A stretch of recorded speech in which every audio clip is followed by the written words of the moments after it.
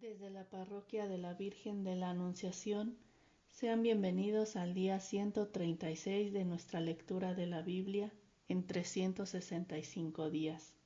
Continuamos la lectura del primer libro de Samuel, del libro de los Salmos y del Evangelio de San Marcos.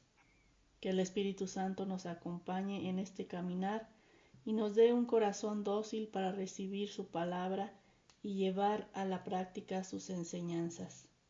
En el nombre del Padre, del Hijo y del Espíritu Santo. Amén. Del primer libro de Samuel, capítulos 22 y 23. David partió de allí y se refugió en la cueva de Adulán. Al saberlo sus hermanos y toda su familia, bajaron allí junto a él. Se unieron a él todos los que estaban en aprietos, los que tenían deudas y los descontentos. Y David se hizo su jefe.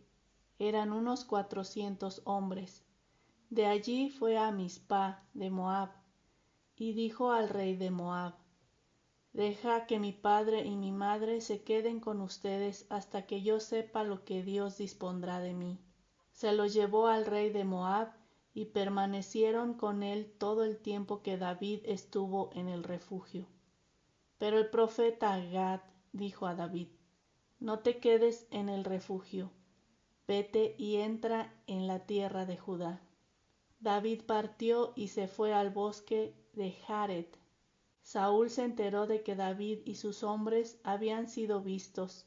Saúl estaba en Gibea, sentado bajo el tamarisco, en lo alto, con su lanza en la mano, y todos sus servidores alrededor de él.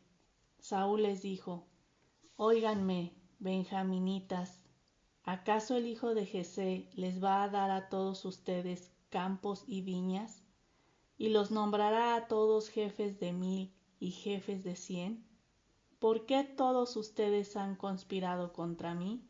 Nadie me informó de que mi hijo había hecho un pacto con el hijo de Jesé. Ninguno de ustedes se preocupa de mí, ni me informa de que mi hijo ha sublevado contra mí a un siervo mío para tenderme emboscadas, como sucede ahora.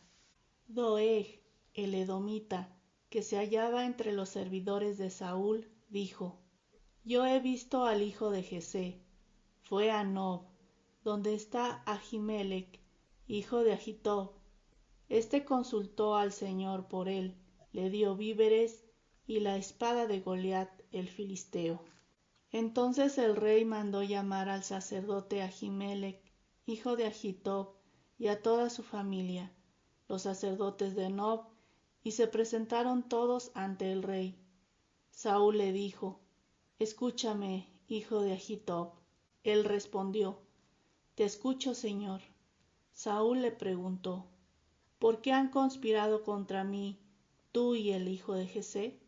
Tú le diste pan y una espada, y consultaste a Dios por él para que se sublevara contra mí, como sucede hoy.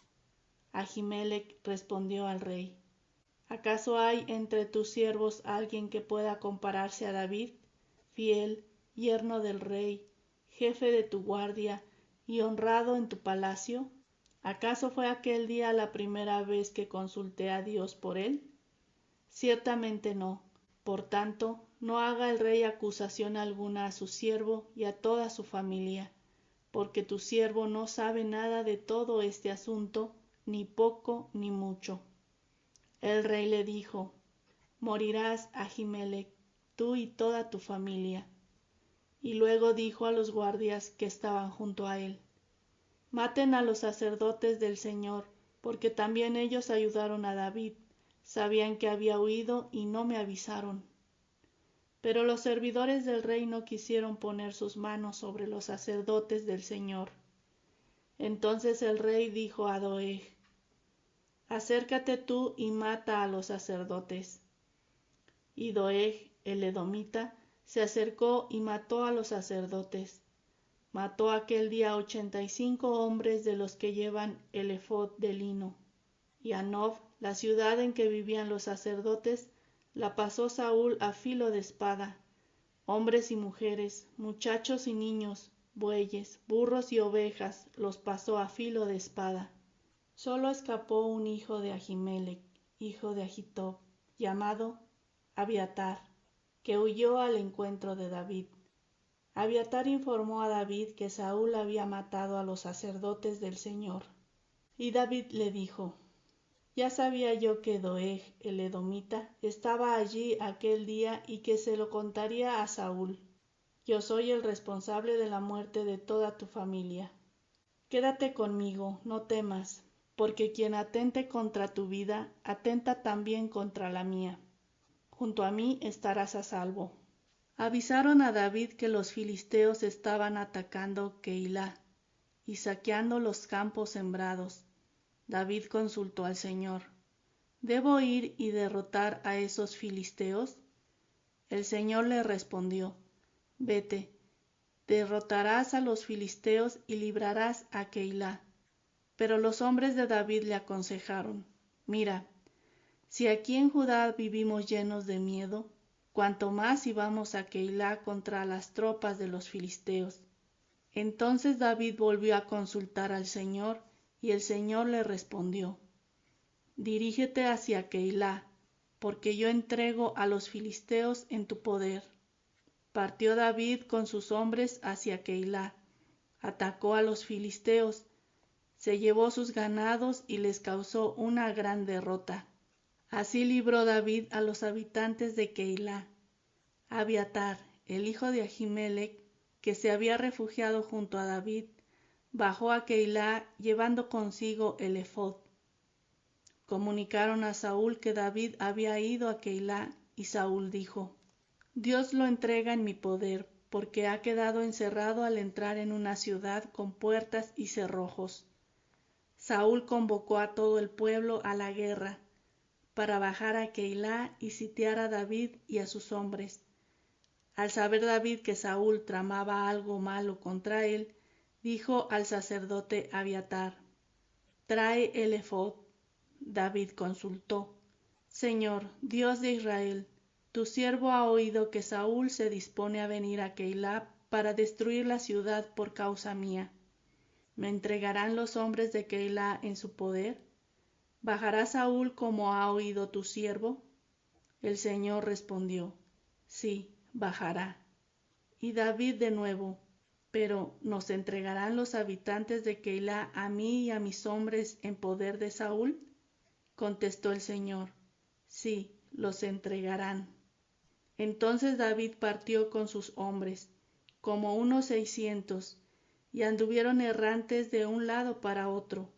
Y cuando informaron a Saúl de que David había escapado de Keilah, desistió de la expedición.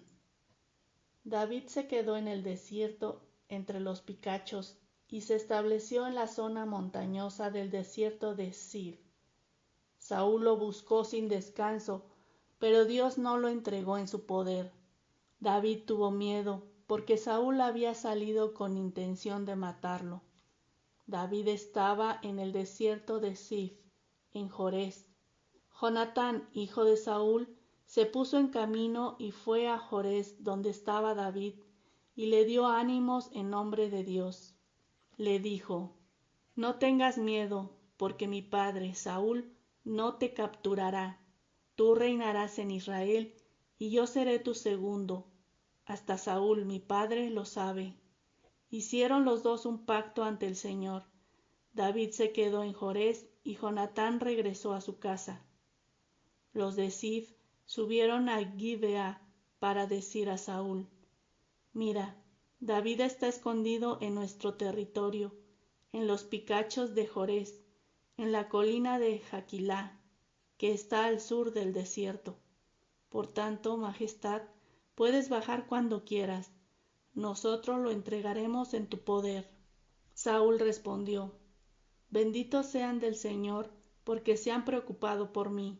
Y ahora vayan, asegúrense aún mejor e infórmense con cuidado del lugar por donde anda, a ver si lo ha visto alguien, porque me han dicho que es muy astuto.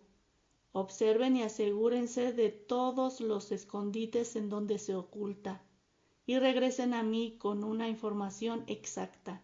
Entonces iré yo con ustedes y, Si está en la región, yo lo buscaré entre todas las familias de Judá. Ellos se pusieron en camino y fueron a Zif antes que Saúl, pero David y sus hombres estaban en el desierto de Maón, en la llanura, al sur del desierto.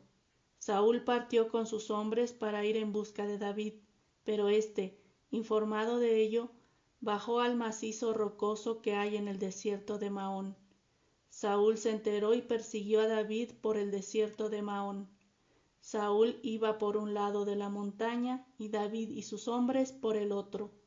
David iba deprisa para escapar de Saúl, mientras que Saúl y sus hombres rodeaban a David y a los suyos para atraparlos. Pero llegó un mensajero y dijo a Saúl: «Regresa enseguida, porque los filisteos han invadido el país». Entonces Saúl dejó de perseguir a David y fue al encuentro de los filisteos. Por eso se llama a aquel lugar Roca de la Separación.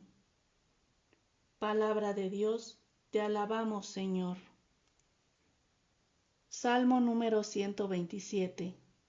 Canto de peregrinación, de Salomón. Si el Señor no construye la casa, en vano se esfuerzan los albañiles. Si el Señor no protege la ciudad, en vano vigila el centinela. Es inútil que madruguen, que velen hasta muy tarde y que se fatiguen para ganar el pan. Dios se lo da a sus amigos mientras duermen. La herencia que el Señor da son los hijos, el fruto de las entrañas es su recompensa. Como flechas en manos de un guerrero, así son los hijos nacidos en la juventud. Dichoso el hombre que llenó con esas flechas su aljaba. No será humillado cuando se enfrente con sus enemigos en el tribunal. Gloria al Padre, al Hijo y al Espíritu Santo, como era en el principio, ahora y siempre, por los siglos de los siglos. Amén. Del Evangelio según San Marcos, capítulo 9, versículos del 30 al 50. Se fueron de allí y atravesaron Galilea. Jesús no quería que nadie lo supiera porque estaba dedicado a instruir a sus discípulos. Les decía que el Hijo del Hombre iba a ser entregado en manos de los hombres, que le darían muerte y que, después de morir a los 3 días, resucitaría. Ellos no entendían lo que quería decir, pero les daba miedo preguntarle. Llegaron a Cafarnaúm y, una vez en casa, les preguntó: ¿de qué discutían por el camino? Ellos callaban, pues por el camino habían discutido acerca de quién era el más importante.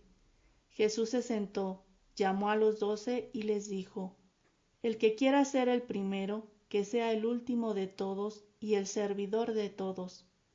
Luego tomó a un niño, lo puso en medio de ellos y, abrazándolo, les dijo: el que recibe a un niño como este en mi nombre, a mí me recibe, y el que me recibe a mí, no es a mí a quien recibe, sino al que me ha enviado.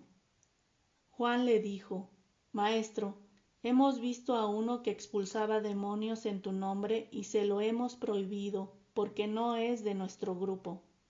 Jesús le respondió: no se lo prohíban, porque nadie que haga un milagro en mi nombre puede luego hablar mal de mí, pues el que no está en contra de nosotros está a favor nuestro, y todo el que les dé un vaso de agua porque anuncian al Mesías, les aseguro que no quedará sin recompensa.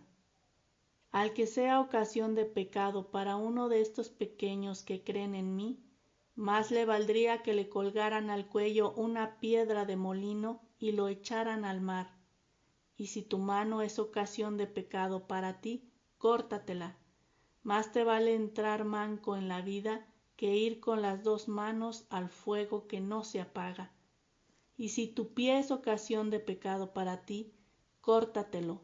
Más te vale entrar cojo en la vida que ser arrojado con los 2 pies al fuego que no se apaga.